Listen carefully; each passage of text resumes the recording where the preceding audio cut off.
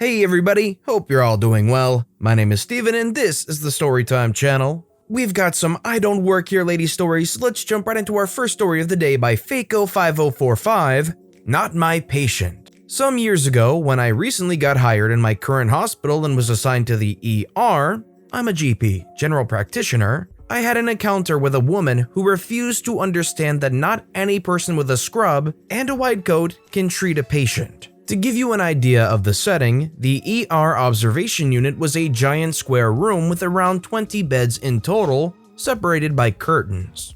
In the middle was the main counter where me and another doctor had our computers alongside the whole nursery team. General practitioners like me were in charge of patients that have not been hospitalized or being treated by another service. Nevertheless, because our unit had the most amount of beds, it was not uncommon that some patients who were not our responsibility were assigned until they could go to the correct unit. It was 8 o'clock on a Saturday morning. Me and my coworker had just ended our round and were updating the medical records when a woman, let's call her Louisa, came to the counter. Excuse me, you didn't check my dad and we have been here for 2 hours? I'm sorry, what's the bed number please? 109. Let me see in the system. Oh, I get it. Sorry ma'am, but it says here your father is being treated by the internal medicine group. I will call them to see when they are coming. Thanks. I ask one of the nurses if she can call the internist to tell them they have a pending evaluation in our unit and then continue with my work. 20 minutes later, Louisa comes again asking if I could see her dad. Is there something wrong? If a patient in my unit decompensated, I could treat him even if I was not his assigned doctor. No, he is fine, but no one has come to see him. I will try again. This time, I personally call the internal medicine office and tell an internist about the patient in the 109.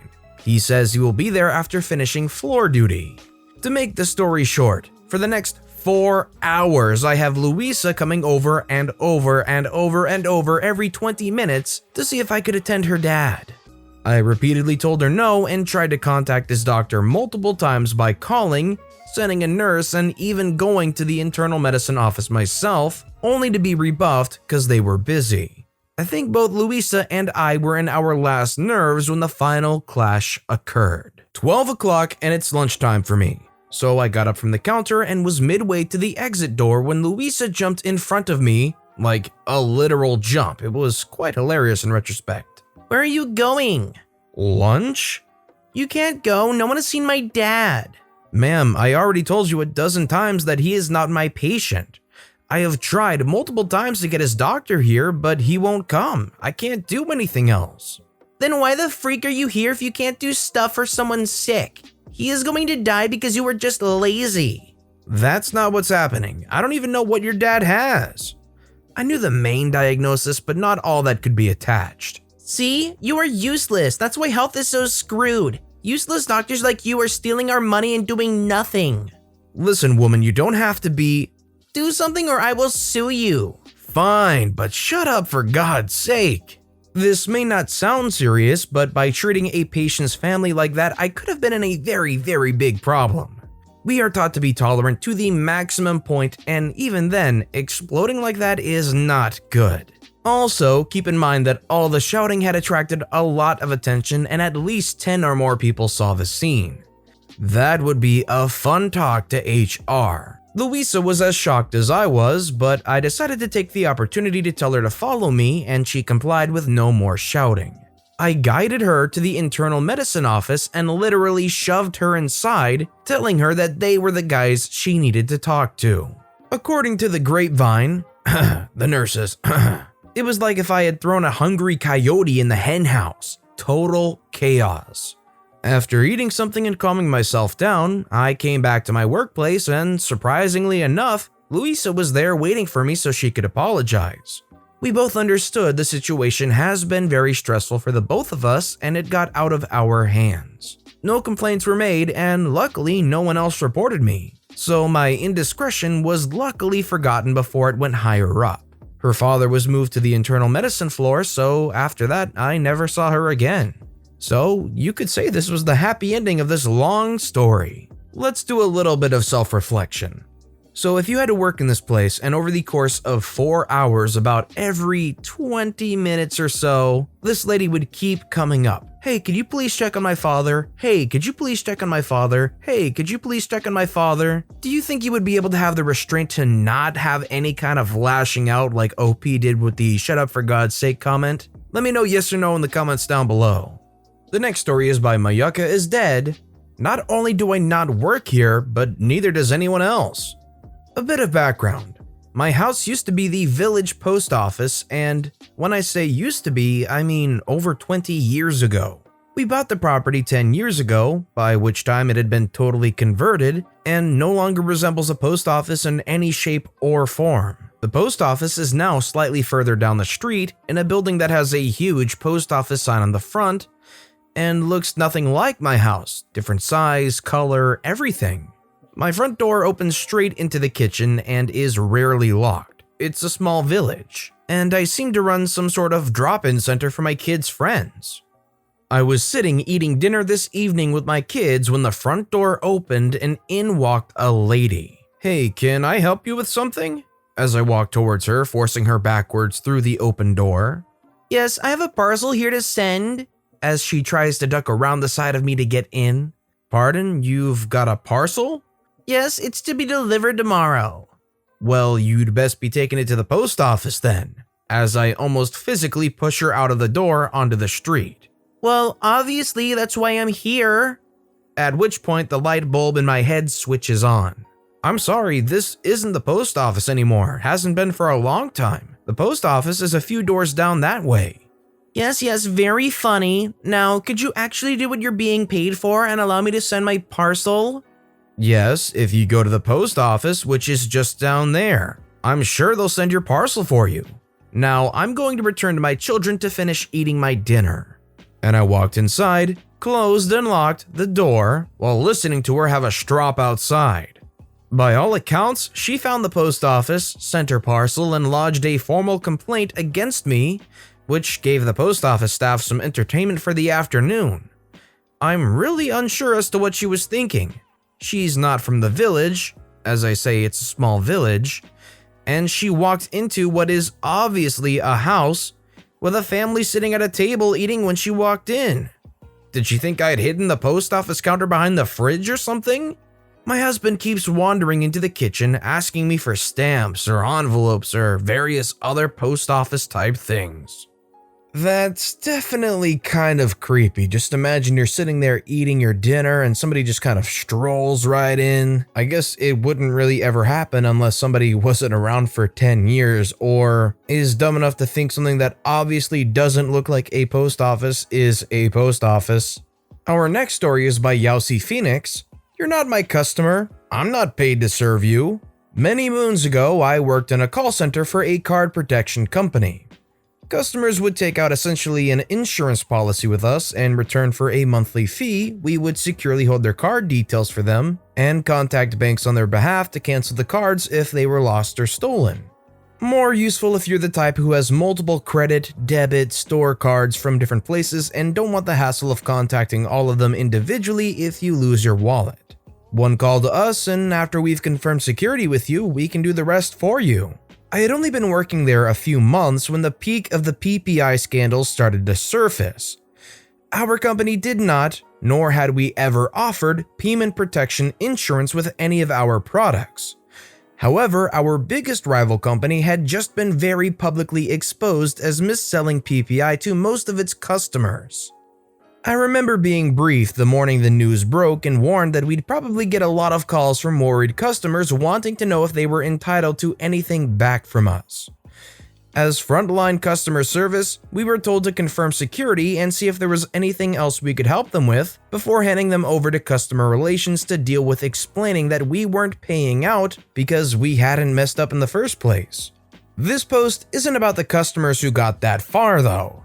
This is a shout out to the customers who started and ended as my problem with no means to pass them on to anyone further. Good morning, thank you for calling company. My name is OP. How can I help you today? I've got a letter. Me internally. Congratulations, did you just call to tell me that? Okay, is the letter from us? Yeah. Right, and what does this letter say? Oh, I don't know, I just saw it was from you lot, and so I rang you. Me internally, of course you did. Why would you bother to read the letter before calling? Okay, well, I'll need you to tell me what you need help with before I can help you, so you're best off reading the letter first. At this point, my manager is hovering and tapping her watch, indicating to keep calls as short as possible because we had such a high volume following the PPI exposure in that morning's papers. Oh, where did I put it now? Fumbling around in the background. Why don't you go and find the letter, you can read it over and give us a call back when you're ready and we can go through everything then. Caller not listening. Manager, tap tap tap. What did she expect me to do, hang up in the middle of a call just as I was starting to get some information? Okay, probably exactly that, and I'm not so sure this particular caller would have noticed anyway. They were off in their own world by this point, carrying me all around their house on a cordless phone. I didn't fancy being responsible for them calling back later in a fit of rage because their first agent had hung up on them either though, so I took the markdown I knew was coming. Hello, are you there? Yes, I'm here. Just a minute. I know I had it here somewhere. Me, already lost the will to live. Don't worry, if you can't find it, I can bring it up here on the system if you don't have it to hand. How silly of me to assume that you might have the letter in your hand when you called me about it. Oh, you can do that? Great, what does it say then? I will just need to confirm security with you first so I know who I'm talking to. You don't happen to have your membership number handy, do you? I know it's a long shot given the letter situation, but you'd be surprised. My what? What do you need my bank account number for? That's not even nearly what I said, but okay. No, your company policy number. Don't worry if not, I can find your account by other means, but I'll just need to ask you a few extra security questions. Could you tell me your name first, please? I'll search it in our system and then I'll be able to confirm some other details with you. Caller, very proudly. I'm title, forename, surname of full address and postcode. I was born on full date of birth to mother and father's name in town county. Me frantically writing notes, startled by how informative that all was. I searched by surname, nothing. Date of birth, no one matching the name or address. Address, nothing. I can't seem to find an account for you on our system. Are you sure it was company that you're with? The card insurance, yes. Well, yes, that is what we do, but there are several companies that offer similar protection. Are you sure it's company that sent you a letter? Oh, here it is. I knew I had it around here somewhere. Me miming tying an imaginary noose around my neck at this point. Oh, you found the letter now? That's brill. You should see a 9-digit membership Says here you owe me money. Well, if you could just tell me the membership number in the top right of the letter, I can bring up your account and we can sort that out for you. No, you have to send me a check or something, it says here. Me pulling harder on my imaginary noose. Well, in order to do that, I need access to your account. Please tell me the membership number on the letter. It's 9 numbers long and it's in the top right, just under our address. Caller gives the membership number. Me, of course. Are you sure that letter is from us at company? That sounds like a policy number format used by rival company. What does the letterhead say?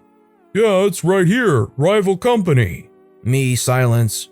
Caller, silence. We are not rival company. You've called company. We can't help you if you don't have an account with us, and we didn't send you any letter. They did. They are the people you need to call. Well, you're all the same, these big banks, aren't you? Can't you just send me my check? We aren't a bank. We insure personal belongings and cancel lost and stolen cards by contacting the bank on your behalf. If you have a policy with us, as I say, you do not have a policy with us at company, so you will need to contact rival company to discuss anything mentioned in the letter they sent you.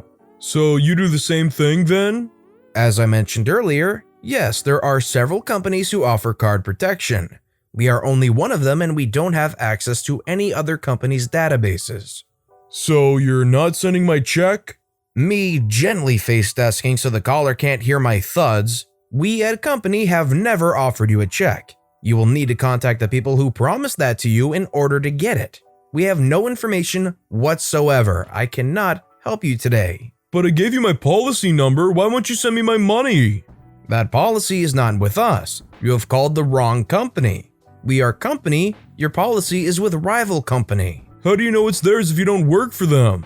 Because you just told me the letter was addressed from rival company. Oh, that's right. Well, then why did I call this number? Me, face desking intensifies. I don't know. All I can tell you is that you don't have a policy with us. There's a phone number here on the letter. And is that the number you called today? Praying for a penny to tumble. Caller reads out rival company's phone number. No, it's not. That's not our number. That would be the number that can help you today. Oh, perhaps I should give this number here a try and see what they say. Me, thud thud thud. Perhaps. I'll ring you back later if they give me the same excuses. I want my money. We won't be any more equipped to help you then, but I wish you luck with calling rival company. Without thinking, I wrap up the call in the usual autopilot way by asking if there was anything else I could help them with today.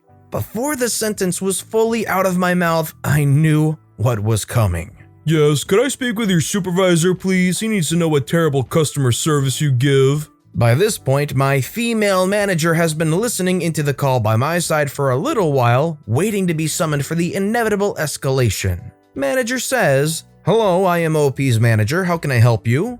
No, you're not. I want to speak to someone higher up. I can assure you I am. Now, what is the issue I can help with? Oh, great, another one. Excuse me? Look, your girl owes me money and refuses to send me my check, and she's trying to send me round the houses ringing all the numbers in the world before I can just get what's owed to me. Okay, firstly, OP is a frontline customer service call agent, not my girl. Secondly, neither she nor company owes you any money, as has now been explained to you multiple times.